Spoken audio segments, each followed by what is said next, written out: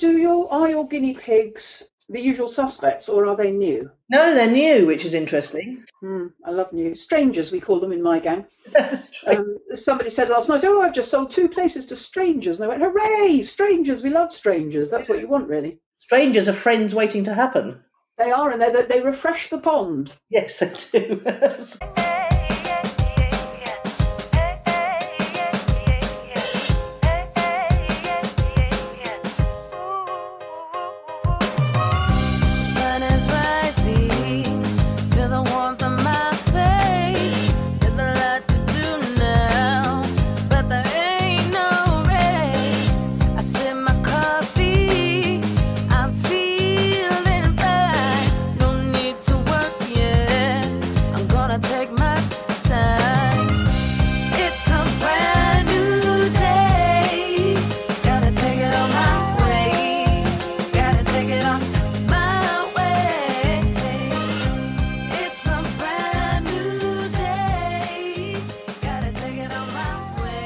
Welcome to Own It, Your Business and Your Life, with Nicola Cairncross and Judith Morgan. In this podcast, we're going to cover everything you need to embrace to become a successful entrepreneur, marketing, money, and much, much more. How to create a business doing just what you love. How to own it, your business and your life. This one will be fast, funny, feisty, and very lively. So sit back and enjoy the show.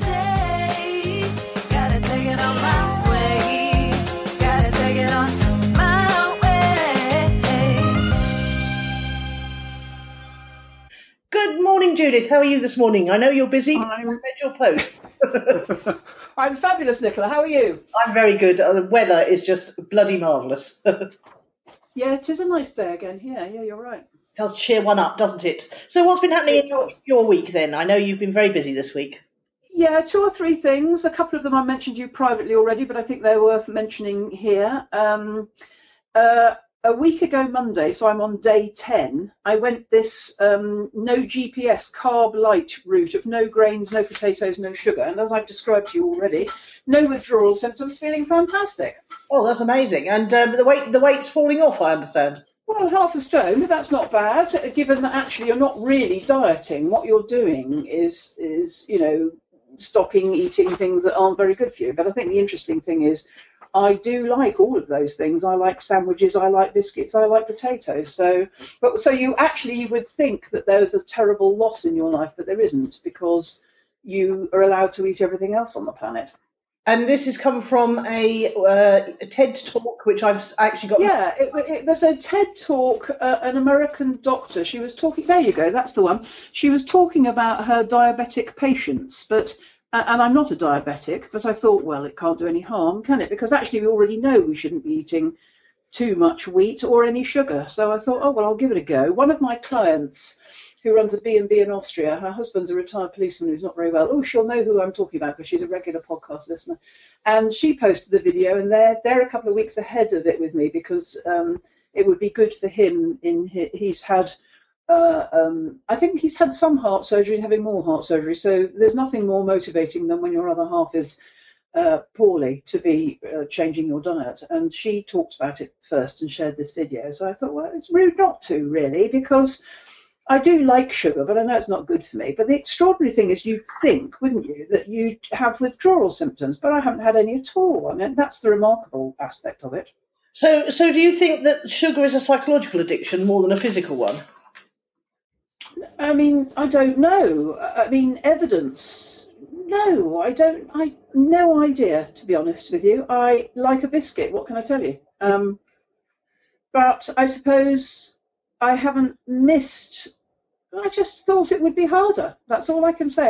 At the moment, we're day 10, so why don't you check back with me on day 100 and see if I'm still doing it? You know what I mean? Saying, it's early days. These things are easy to start, aren't they? But I do feel a bit different. And honestly, without a word of a lie, I looked in the bathroom mirror on about day 3 or 4, and I thought, are those bags under my eyes smaller than they used to be? So there are sort of physical.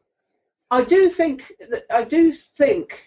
from what I'm feeling in my body, addiction or no, I do think not eating it has noticeable improvements in the body. Yeah, you're saying your knees are better.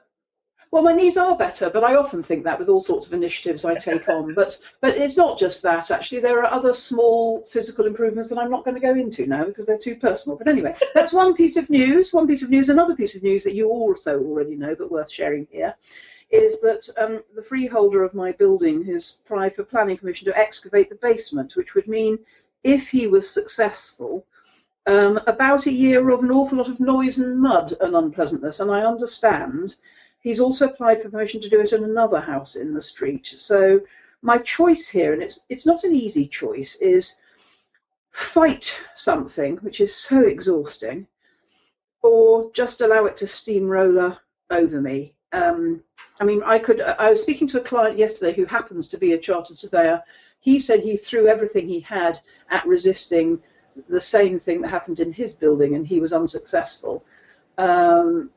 And he said, as soon as you let the first basement be excavated, then the whole street does it. So you're living with 5 lots of lorries removing earth from basements. I mean, it's just a horrific prospect, and it's to do with, 2 things really. As property investors, we know there's money to be made in putting a living unit in a space where there wasn't one before, so it's like free money.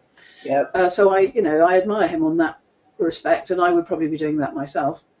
But the other side is, in England and in the British Isles, in the tidy, overcrowded islands where everybody wants to live, we're very short of housing.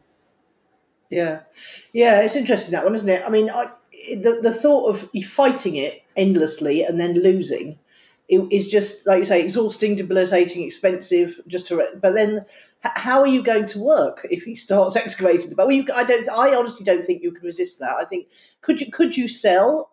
Obviously, if you sell, no, you can't sell now. The minute a planning application goes in, you're blighted. Yeah. So when you do searches to buy a property, that would come up. And if I don't like the idea, neither would some other middle-class person wanting to buy my home. The worst case scenario, and I always intended that this was my 5th buy-to-let, is that you move out and you put tenants in, and presumably you live here during the build, because it's unfair to expect tenants to live through that. But to the extent that my home amenity is reduced by the build, after it's over, just let somebody else live here. So who doesn't know any different? That's my point. Yeah. Why couldn't you let it out, as long as you were honest with them that they're going to be doing some excavation work? If they're out, well, you could. My next door neighbour has already rented out her flat, and she's got a tenant in there, and she's more worried about the tenant than she is about the building, because of course she doesn't live in the building anymore. And my situation is the opposite. I'm more worried about the building because I live here. So in terms of tenants, the way I let my properties out in London is through a man who fills it up with emergency housing type of people, and I don't think they would care about the sort of things that are concerning me. They'd just be happy to have a roof over their head. Yeah, absolutely. So I wouldn't worry about my tenanting plans, but anyway, there you go. So this might become a theme of the podcast over the next year, because if he's successful, I might have to move further and further down the garden when we're recording, if there are men moving earth next door. Yeah. And the other thing that's happened this week is I'm doing a little blog tag, as you saw yesterday, based around another TED talk actually by Simon Sinek, which is about your big why. I don't know if you've watched that, because it's not just about your big why. There's some fascinating stuff in the middle that you would really like about the percentage of people who are early adopters, then the next phase, then the big rump, then the second stage of the big rump, and the tail end Charlies. Really interesting statistics in the middle of that video. I recommend it. Anyway, judithmorgan.com/why. If you'd like to write up your blog post of your big why about your business and send me a link, I'll blog tag you. I'll stick you on the end of my blog post. I've already written my big why blog post, so I just got a bit lost in the instructions on what to do next. So just send me a link to mine. Now, that's my 3 things. Sorry? I have shared your blog post far and wide. I saw you doing that. Thank you so much. Tell me about your week.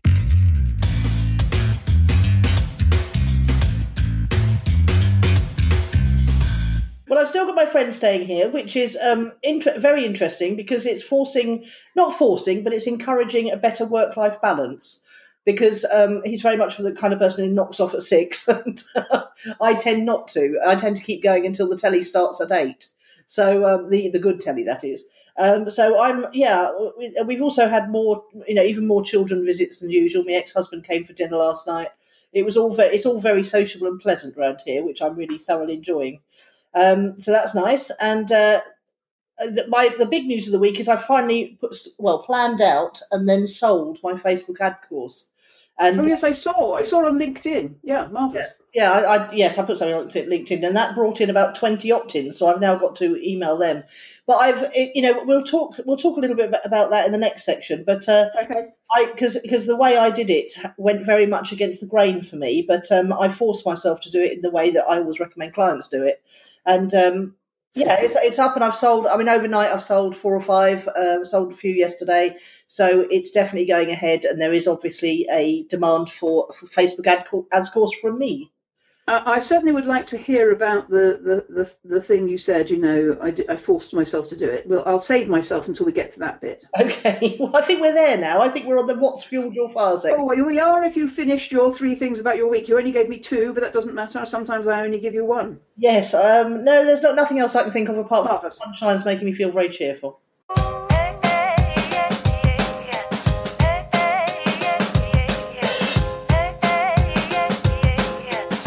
Okay, so now number 2, what's fueled your fire? Selling before making. Which, do you know what, Nicola, you've always been an advocate of that, even with the money gym. I know, but there was some resistance in me to doing this Facebook ads course, and what helped was I got a new set of whiteboard pens in different lovely colours. So that helped, and I've got it all planned out on the board, and I think there is. I didn't really think there was much to say about it until I started planning it out. And each, it's 6 modules, and each module, so for example, one is intro and strategy, one is before you start. Each sub module has got at least 4 or 5 sub modules, because I'm gonna do it in, again, different for me. I'm going to do it in 10-minute videos, because that's how I like to consume stuff. I'm going to do, I've really broken it down into what to cover in each 10-minute video, so it'll make it easier to create it, I think.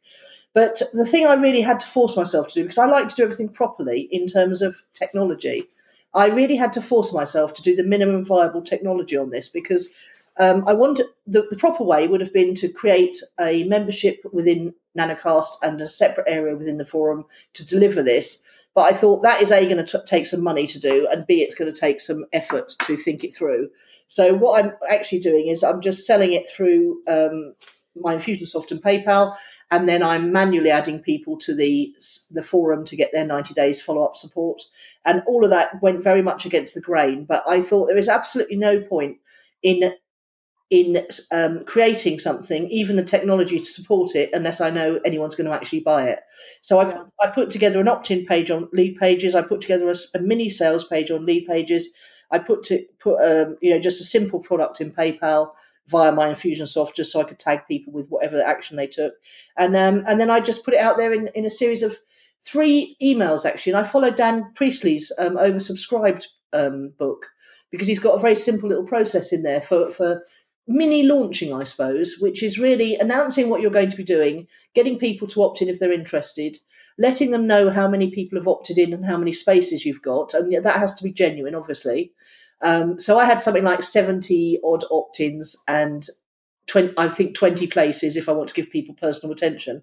So you're really not setting them up, but you're letting them know that there are limited spaces genuinely, and that they've got to take action. Then you let them know when they're going to have to take action. So you prepare them for the fact that you're going to release this product on which day and which time. And then you release this product, and the sales start coming, hopefully. So it was like a mini launch, because the thought of doing big old launches like product launch formula style was just exhausting me, especially with what's been going on over the last couple of weeks. I thought, I've got to get this Facebook ads course out, but what's the minimum viable way I can do it, and how can I sell before making, so I know that there's actually something. And are your guinea pigs the usual suspects, or are they new? No, they're new, which is interesting. They're not the usual. Well, the usual suspects know that I'll be. Well, the usual suspects who are actually my clients will know that they'll get access to the course anyway, because I always do that. Anyone who's a client anyway gets access to everything. So they're new, and some of them have come from other podcasts I've done. Some of them have come from the joint venture giveaways. I've done a couple of those over the last couple of months. some of them come from Facebook. I recognise the names from Facebook, but they're all new, which is really cool. I love new strangers. We call them in my gang. Somebody said last night, "Oh, I've just sold 2 places to strangers," and I went, "Hooray, strangers! We love strangers. That's what you want, really." Strangers are friends waiting to happen. They are, and they refresh the pond. Yes, they do.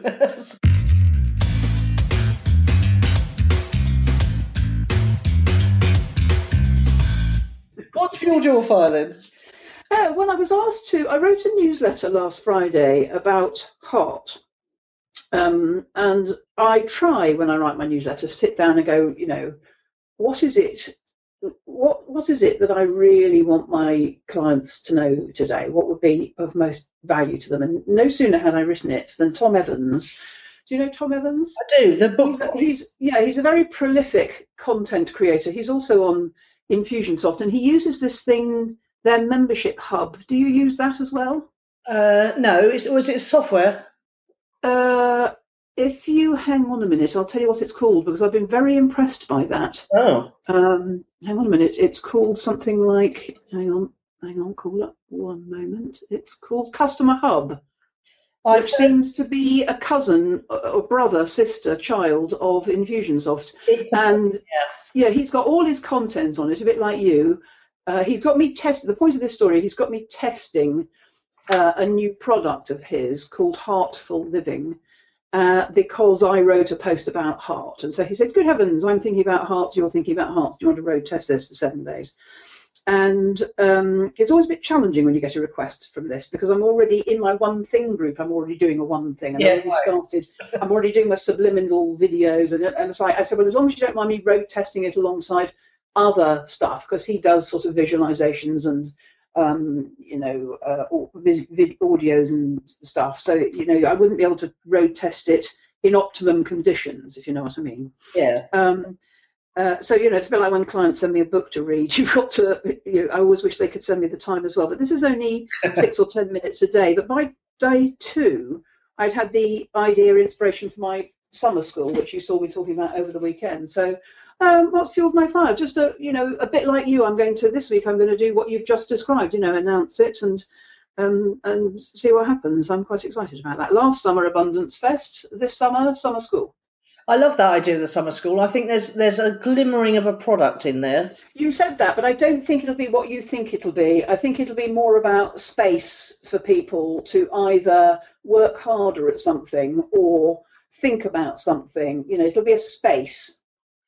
Summer school, you go off to stay in a university for 2 weeks, and you might, you don't have to attend full-on classes. It can be a space for you to write a few chapters of your book or something like that. So I'm not exactly sure how it'll go yet, but I realised as well from the first applicant that it could go 2 ways. I could do them in a group, or I can do them one-to-one, and the essence of it will be lavish attention. So I've got a client at the moment who's making a big important speech tomorrow, and I'm lavishing attention on her to a certain extent by checking in with her first thing in the morning and last thing in the evening about, have you written the speech? Have you prepared for the speech? Have you rehearsed the speech? Do you have all the information? I'm riding her a bit to make sure that she doesn't get distracted. So with the summer school, I will do the same thing. I will create a space for people, but work with them really intensely so that they don't lose focus, and they've got 4 months to achieve something bigger than you might do if you were just ambling along. So I'm quite fascinated by this idea, and I'm sure anyone listening will be as well. So they'll come to your home in groups or individually? Both. Yeah. So I could do a summer school for a group, and I could do a summer school for an individual, and I think it will depend on the individual. Okay. And they'll come once a month for 4 months? Not sure yet. It's a 4-month project. It'll be total flexibility. So, for instance, I don't want it to be. It's great for people who want to work face to face, which some of my clients do. Yeah. But I don't want to exclude people who are remote. So we'll patch people in. I can do it virtually as well. Do you know what I mean? We can have them in on Skype if they're in Scotland or New Zealand. They can still be in it.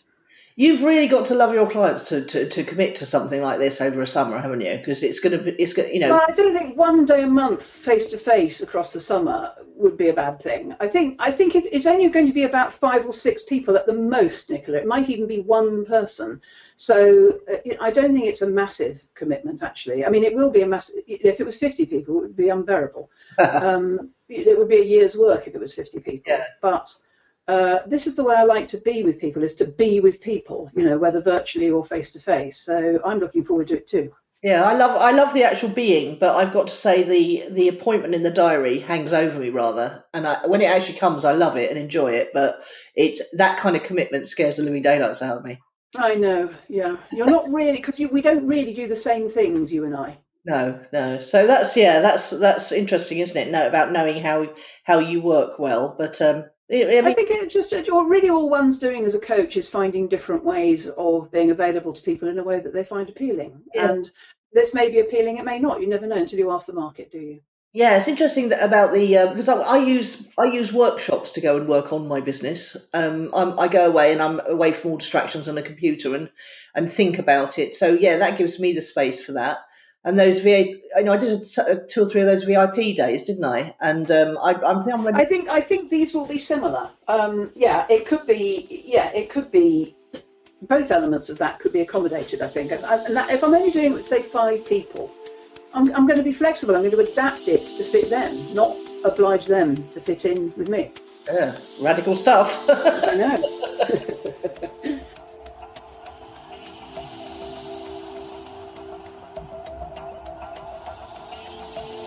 A word from our sponsors. This podcast is sponsored by clicksandleads.com. Clicksandleads.com believe in affordable traffic and leads for everyone. They'll set up your Facebook ad campaign, page likes, leads or remarketing, then they'll manage it for you. They'll even split test your ads and audiences to find the best performing ones. Game-changing marketing from clicksandleads.com.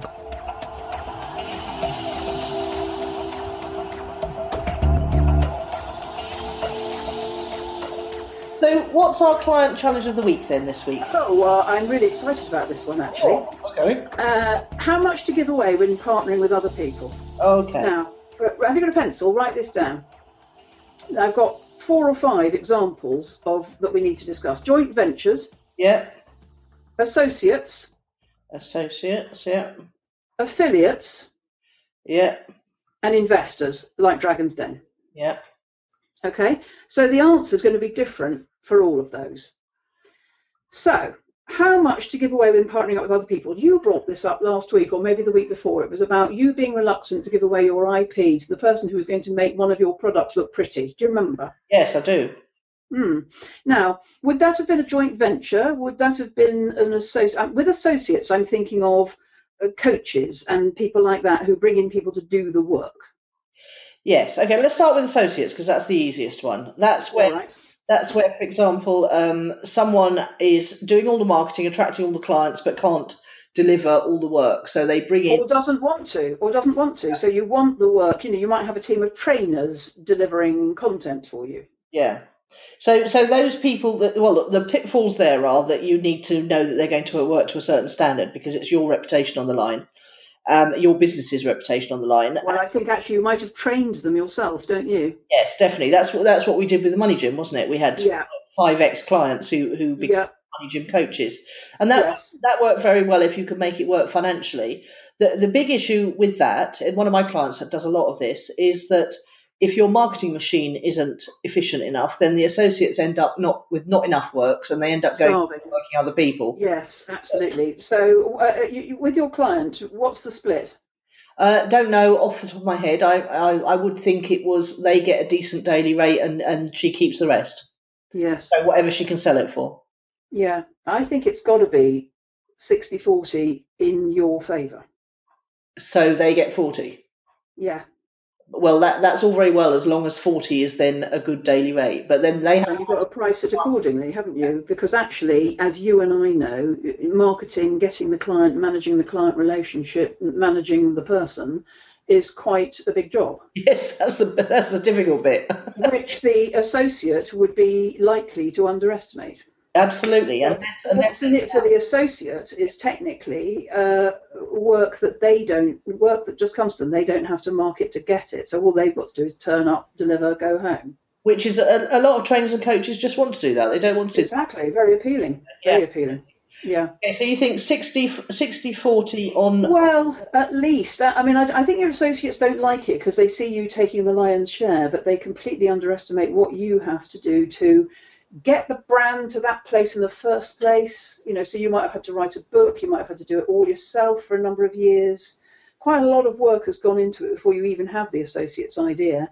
Then you've got to create a training package which you then train them in, and then you get the work for them to go and deliver. Then you've got to monitor their delivery of it. There's a lot of work there. I think it's got to be 60-40 in your favour.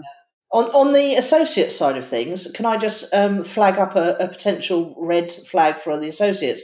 Is someone we know very well was going to work with someone else I know very well in America, and there was a clause she got me to read the contract. Jolly good job she did, because there was a clause in the contract that said anything she created within the time frame of working for that company as an associate, they owned the intellectual property on it. Yeah, I've seen that sort of thing happen before. Yeah, that's a sort of general all-purpose contract warning. I think it applies to, I saw that this week, that it applies to things that you create on, is it Pinterest or Instagram? One of those. They own that as well. Technically, I think Facebook too, don't they? Yeah, they all own everything. The minute you put any of your content on somewhere else, they own that bit of content and can use it how they like.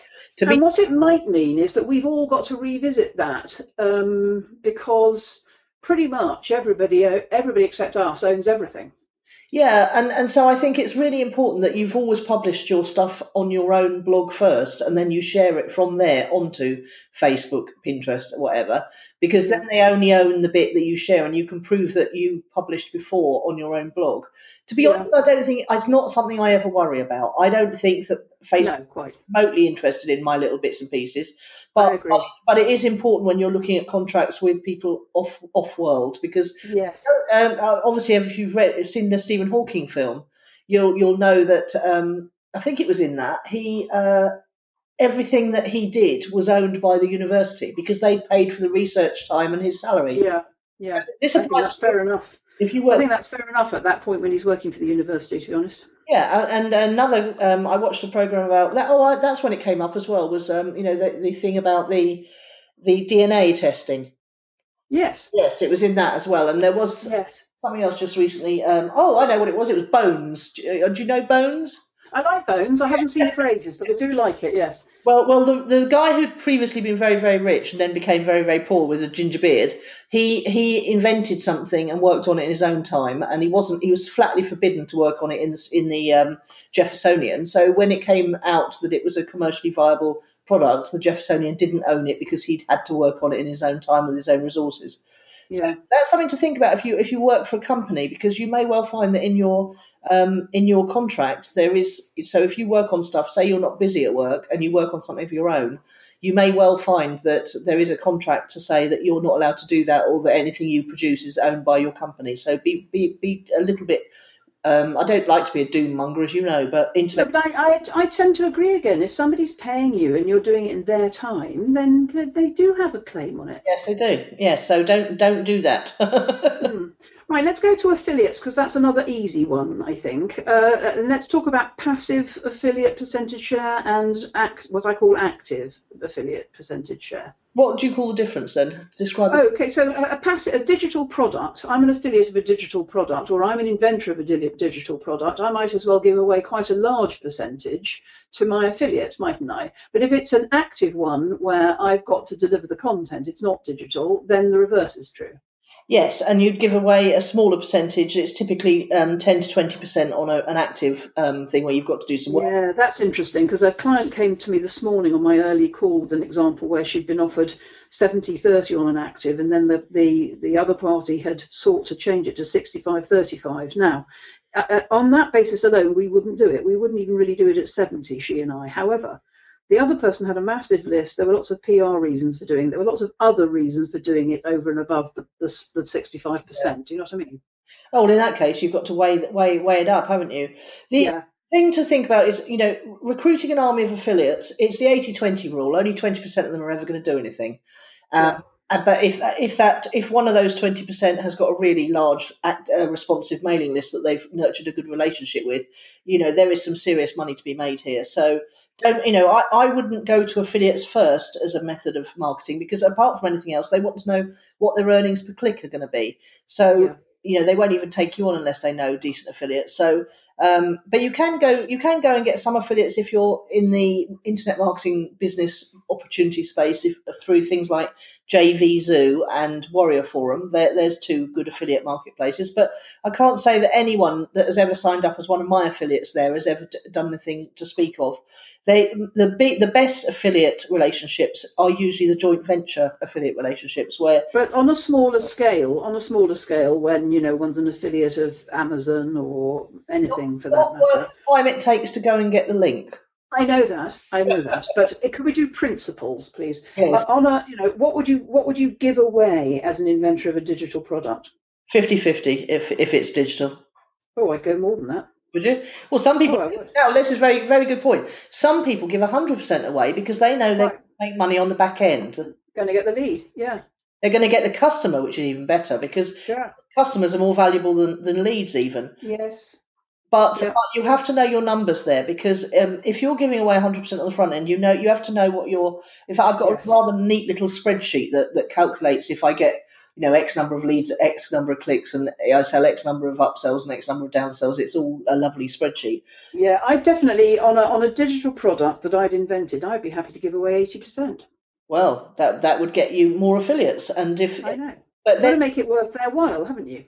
Yeah, but this is where, again, you need to know your numbers, because there's no point in giving away a front end of 80 or 100% if the affiliate isn't going to make as much as if you gave away 50% on the upsell and the downsell as well. And because, it's all about attracting the best affiliates, and the best affiliates are going to go where they're likely to make the most money. So the earnings per click are really important there. I think your interpretation of the word affiliate is very different from mine. You've got it in the Vegas internet marketing sector, and I've got it in a ordinary people just making a few bob here and there.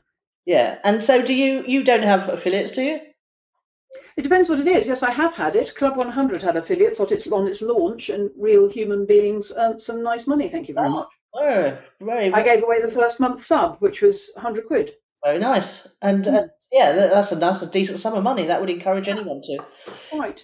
And the thing. Let's just say about this: if you fancy earning some side money, and you've got some products and services that you use and rate, anyone listening, the easiest way to do it is to put a link to it in your email signature, because we're all using email all the time. Obviously, you can't do it for your work email, but if you're a self-employed person or a freelancer or whatever, you could. That's a really people just forget to do that, and it's a really good idea to put it in your email signature. You can put a little picture if you want to, and a link that's cloaked, so you say click here to find out more, and it goes through your affiliate link. It's a lovely way to. And some of my affiliate income, my lead pages income is up to $400 or $500 a month now. So that's not that, is it? No, very nice. Right, I've got two more categories. Joint ventures, which is the one that brought this whole thing up. Your dilemma. Do you want to do that one first, or should we do Dragon's Den investors? No, let's do it because we're moving up nicely in the order of importance and significance. Can I just recommend, there is a fantastic book by either Dan Kennedy or the other chap, whose name escapes me, but it's called How to Get Everything You Want from Everything You've Already Got, or something like that. Very similar, very similar to that, right? It's an awesome book, and it's got a fantastic chapter in it on doing joint ventures offline. So local business kind of joint ventures. And I found it really interesting, especially when they talked about three-way joint ventures. So, for example, if I want some airtime on my local radio station, but I haven't got anything to trade that the local radio station wants, I can go and find out what the local radio station would like, and then go and find someone who's supplying that, and then do a three-way trade. Now, it sounds complicated, but it's not when you just stop and think about it in real life. So, for example, Judith, if you wanted what could you want? Say you would want some web design work doing, and I didn't want something that you were willing to trade me. I would go and find someone who had something I wanted and who wanted what you were willing to trade, and then we set up a three-way joint venture. Okay. Which is pretty cool. But joint ventures are largely where you've got a bit of a relationship with the person, or you're creating one. It's a lot. I still think it's important with joint ventures to have some way of tracking what's happening, but that can be done with things like, Google clicks. So, you can basically give your JV partner a Google shortened URL and you can see how many clicks go through it or something. There's got to be a way to track, whether it's as simple as sending your JV traffic to a page like /Judith, so that you can see from your Google Analytics how many visitors they sent. Got to be some way of tracking it, and there's always got to be a get out clause. So if the JV partner doesn't do what they say, for example, when I had artistmanager.com, I did a JV with some software designers, and they didn't end up doing what they said they were going to, and there was no break clause in the agreement. And your agreement can just be a one-page letter, but you should always have a written agreement, and it should be written in plain English, and you should have a break clause. So Okay. You've got all quiet on me. Yes, so I want to debate the dilemma, not the specific dilemma that you brought up, but something like that. So what you said was, I want to create my Facebook ads course. I've got someone who wants to make it pretty for me, who's got design skills, and he wants to sell it and give me a royalty. Do you remember that? Yes. Now, let's look at variations of that without getting, bogged down in your personal one. Somebody comes to us, you, me, any of us, with a business proposal like that. What you said a week or two ago was, I'm not sure, what I want to give away. And this is the whole point of Client Challenge of the Week, what to give away in order to get what you want. And I think, and this is where the Dragon's Den example comes in, because we see them do it week after week after week after week. People are not prepared to give away. They hold their asset too closely to them. Out of fear or scarcity or something, or the need to control.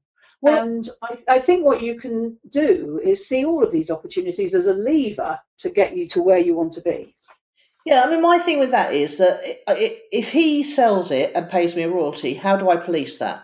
I'm relying on him to have good bookkeeping and to report to me. If he doesn't have good bookkeeping or he doesn't report to me, well, obviously you wouldn't take him on unless it was via some affiliate trackable thing, would you? Well, the only way it could be a trackable thing was if I was actually selling it and he was my affiliate or or JV, and he was selling it, but he doesn't want to do that. He wants to actually sell it under his own banner. And so he wants to white label it in his so I give him the training. Okay. So can you do both? Because that's something one of my clients came up with the other day, where you have product A, which is licensable in effect, and product B, which is a sort of luxury version that you control. The same thing, version A and version B. You can, but life's a bit short for that, isn't it? I'd have to do it twice. Well, yeah, but I don't think it would be that difficult. The way to do it would be not to brand your slides, but to brand the surrounding of the slides. So you did your product on completely blank slides, and then it could be white labeled according to the environment. Yeah. And someone else could put the branding on the slides. Now I think about it, so that would be something I wouldn't have to do, because obviously I want to keep my work to an absolute minimum. But then I'm not sure your slides need branding at all, because people have already paid for your product. Yeah, but the thing is, I'm still dependent on him reporting, and you can have a legal agreement till you. There's a distrust in your voice, which none of us know whether that person would need to satisfy you on that point, or it's not going to happen. It's not personal. I don't trust anyone, because I've been ripped off in the music industry so many times by people not reporting sales and not paying. Yeah, but Nicola, that was 20 years ago. Yeah, I know, but it's still valid now, isn't it? When I don't trust anyone. That's 100%. I trust my family to up to 90%, 95%, but I don't trust anyone in business. I'm sorry to say it, and I know it offends your abundant mentality, but you've either got to go into an agreement thinking, if I'm very happy if this all goes tits up and I don't see a penny, or you've got to, I don't know what the or is, to be honest. Because I've seen it happen so many times, I would have to go into that agreement thinking, oh, well, so he sells. And the thing is, So is it basically that you don't know this person very well? No, it's not that at all. It's that I don't trust anyone. Okay. Because when money and business are combined, people get very odd. So no matter how much I like him and trust him, which I do, to some. Well, actually, I like him a lot. I trust him as much as I trust any other business person who I'm not in business with. I obviously trusted you when we were in business, or I wouldn't have gone there. But people behave very strangely about money, and he would be selling to the same kind of marketplace I would under his banner. So I would be giving away all of the intellectual kudos that it was my thing. Sorry, Judith, there's the postman at the door. Of course. Would you like to tell our listeners what you think about that? Because I can tell I've shocked you a bit.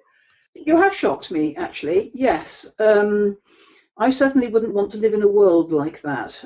However, I do think that what you say flags up cautions, which it would make perfect business sense for us all to be scoping out. I think probably the right place is halfway between your complete lack of trust and my total trust.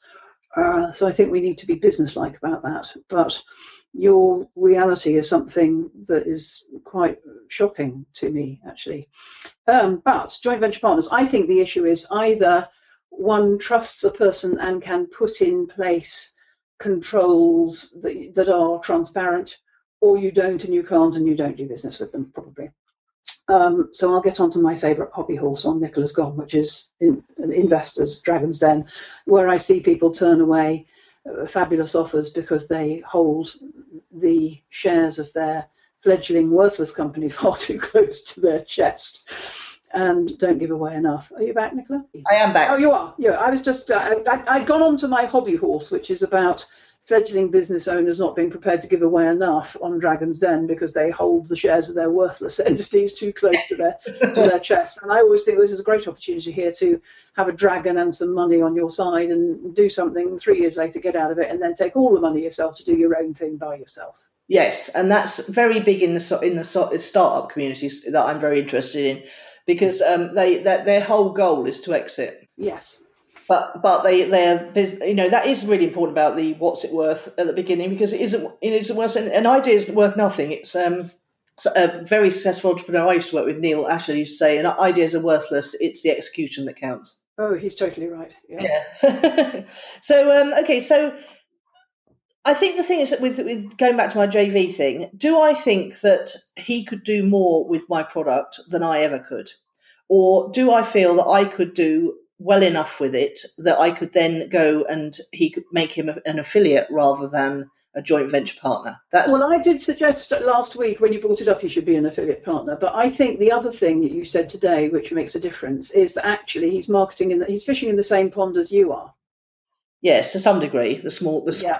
There's crossover in your marketplace, which makes it less than appealing. If he was terrifically well set up, you could trust him enough, you could have a one-page contract and there was total transparency about reporting, then you might consider it. But actually, there's not enough of those cards in play for you to even be bothering thinking about it. Yeah, exactly. Because, that work would become known as his work.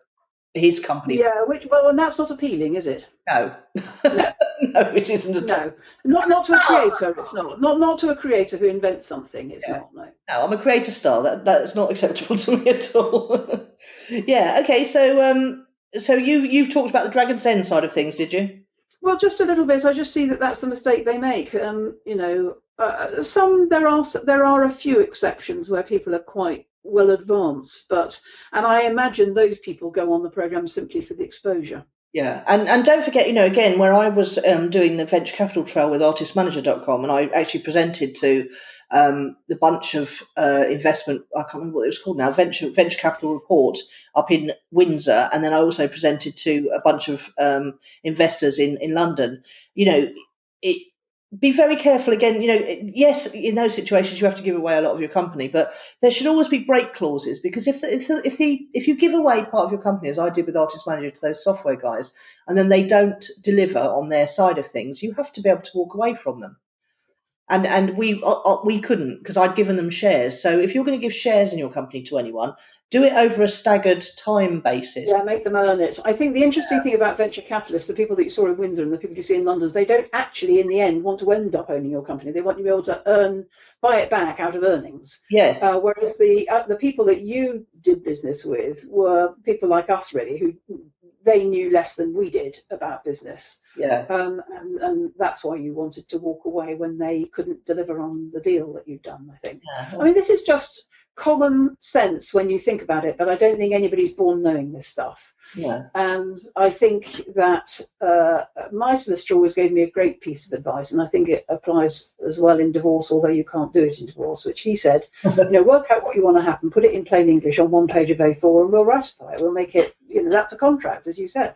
Yeah, absolutely. And, what a very famous music manager once said to me, just think of all the things that can go wrong. And that's right. Write a paragraph to deal with each of them, and then put it away in a drawer. That's it. That's it. What happens if you die? What happens if you're poorly? What happens if you don't like each other anymore? What happens if you want to go and live in another country? What else could go wrong? What happens if you don't deliver? If either party doesn't deliver? Yeah, and that's very important, because in partnership, there's often ambiguity about which partner's going to be doing what. Which partner's responsible for which bit. That's really a good conversation. And all of these conversations are so much easier at the beginning, before money gets involved. Yeah. So much easier. And so here's my final thought on the topic. How much to give away when partnering up with other people? Well, unless you give away a percentage which is acceptable to both sides, it's not going to happen anyway. So you've got to do a bit of deal brokering. Yeah. There's a great podcast called Startup by Alex Bloomberg or Greenberg, I can't remember which one, but it's called Startup, and it's very easy to find on iTunes. It's a pink hand on a blue background, and they talk about this a lot in the first few podcast episodes, because he's trying to bring on a business partner, and they have some very awkward and uncomfortable conversations, which they get through, but they're actually recording the conversations live as they're happening, and it's very interesting to listen to that and to work out how they valued a company that was just an idea in someone's head, and how the other person was valued for his skills that he'd be bringing to the table. So well worth a listen.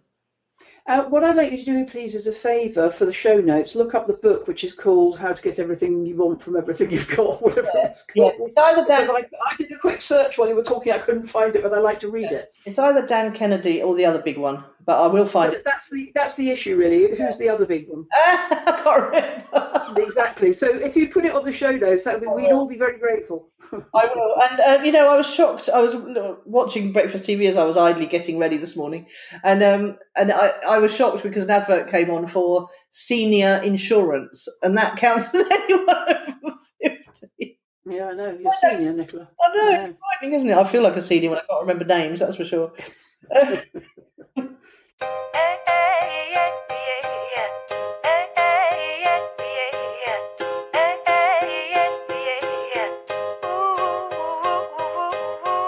What's your word of the week then? It's explore. Oh. I noticed I used it twice in one sentence yesterday, and I keep meaning. I thought to myself, I need to go back and change that, because I don't like to use the same word twice in a sentence. But I like the word because it implies excitement, possibility, adventure, ideas, openness, new things.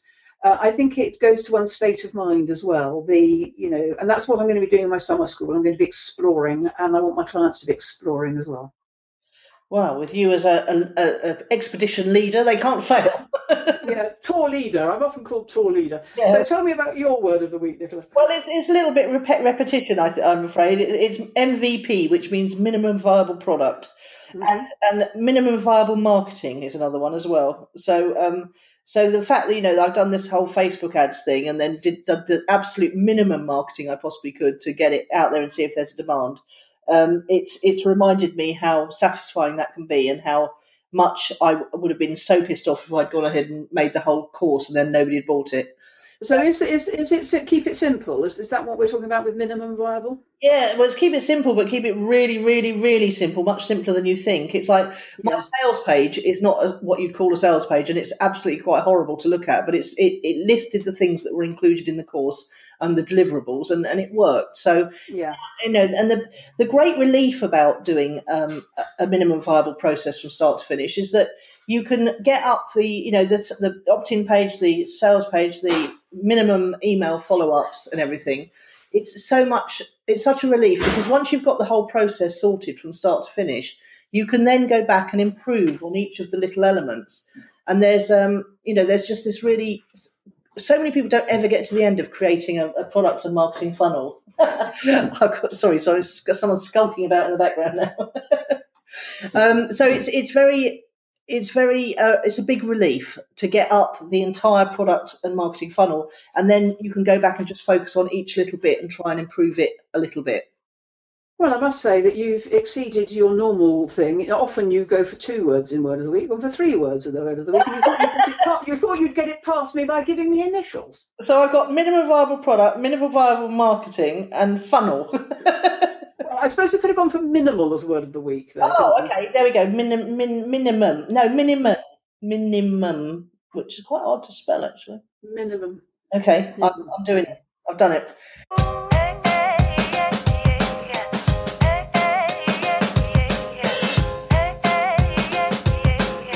So who or what's impressed?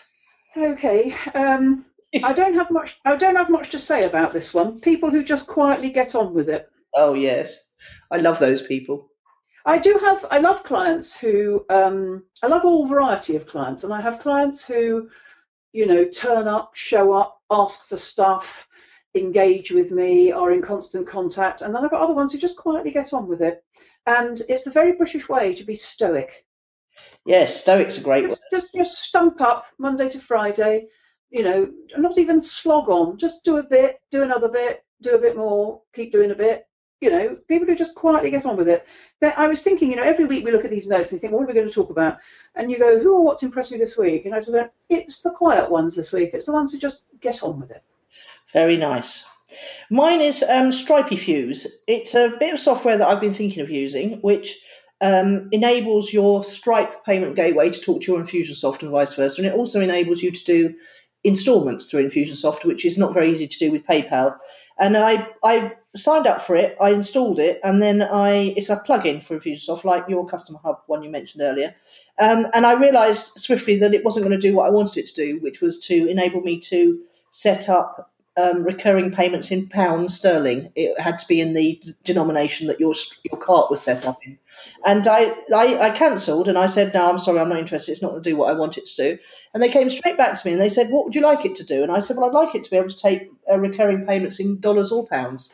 And they said, oh, just a bit of code. Let's write that for you. We'll have that done by the end of the week.